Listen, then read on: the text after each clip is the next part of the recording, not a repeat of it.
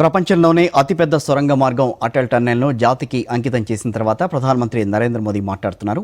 ఆ లైవ్ చూద్దాం ఇప్పుడు. कम काम हो पाया था। एक्सपर्ट बताते हैं कि जिस रफ्तार से अटल टनल का काम उस समय हो रहा था, अगर उसी रफ्तार से काम चला होता तो ये सुरंग साल 2040 में जाकर के शायद पूरी होती। आप कल्पना करिए, आपकी आज जो उम्र है उसमें 20 वर्ष और जोड़ लीजिए, तब जाकर लोगों के जीवन में ये दिवस आता, उनका सपना पूरा होता।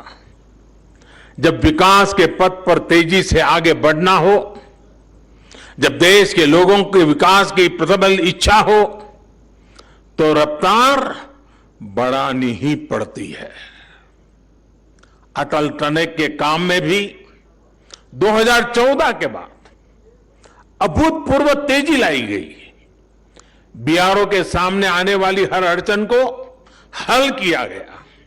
नतीजा यह हुआ कि जहां हर साल पहले 300 मीटर सुरंग बन रही थी, उसकी गति बढ़ाकर 1400 मीटर प्रति वर्ष हो गई।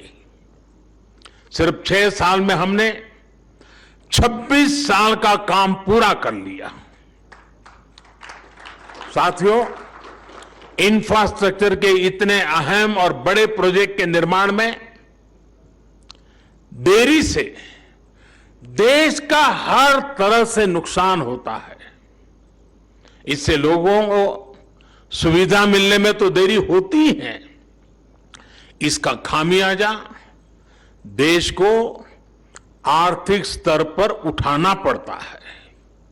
साल 2005 में यह आकलन किया गया था कि ये टनल लगभग 950 करोड़ रुपए में तैयार हो जाएगी, लेकिन लगातार होती देरी के कारण आज ये 3 गुना से भी ज्यादा यानी करीब करीब 3200 करोड़ रुपए से अधिक खर्च करने के बाद पूरी हो पाई है।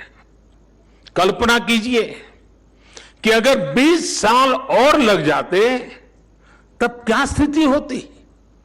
साथियों, कनेक्टिविटी का देश के विकास से सीधा संबंध होता है। ज्यादा से ज्यादा कनेक्टिविटी यानी उतना ही तेज विकास।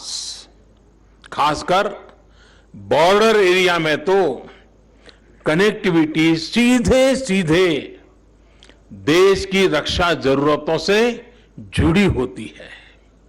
लेकिन इसे लेकर जिस तरह की गंभीरता थी और उसकी गंभीरता की आवश्यकता थी, जिस तरह की राजनीतिक इच्छा शक्ति की जरूरत थी, दुर्भाग्य से वैसी नहीं दिखाई गई। अटल टनल की तरह ही अनेक महत्वपूर्ण प्रोजेक्ट्स के साथ ऐसा ही व्यवहार किया गया। लद्दाख में दौलत बेग ओल्डी के रूप में सामरिक रूप से बहुत महत्वपूर्ण एयर स्ट्रिप 40-50 साल तक बंद रही। क्या मजबूरी थी, क्या दबाव था, मैं इसके विस्तार में जाना नहीं चाहता।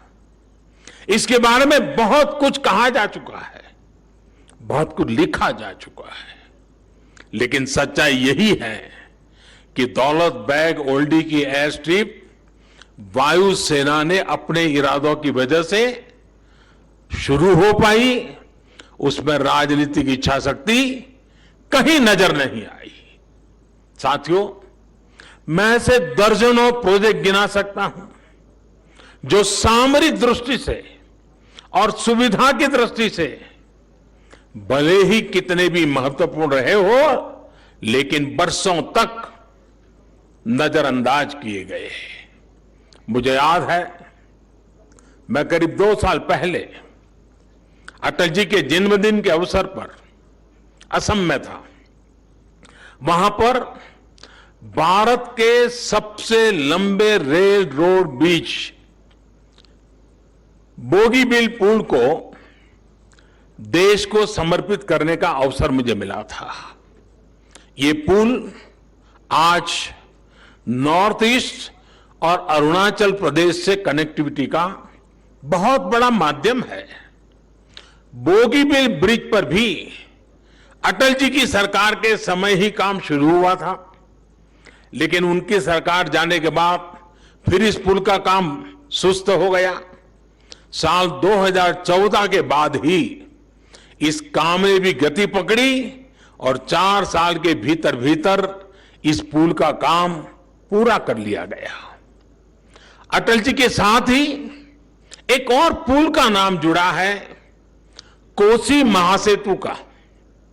बिहार में मिथिलांचल के 2 हिस्सों को जोड़ने वाले कोसी महासेतु का शिलान्यास अटल जी ने ही किया था, लेकिन इसका काम भी उलझा रहा, अटका रहा। 2014 में हमें सरकार में आने के बाद कोसी महासेतु का काम भी हमने तेज करवाया। अब से कुछ दिन पहले ही कोसी महासेतु का भी लोकार्पण किया जा चुका है।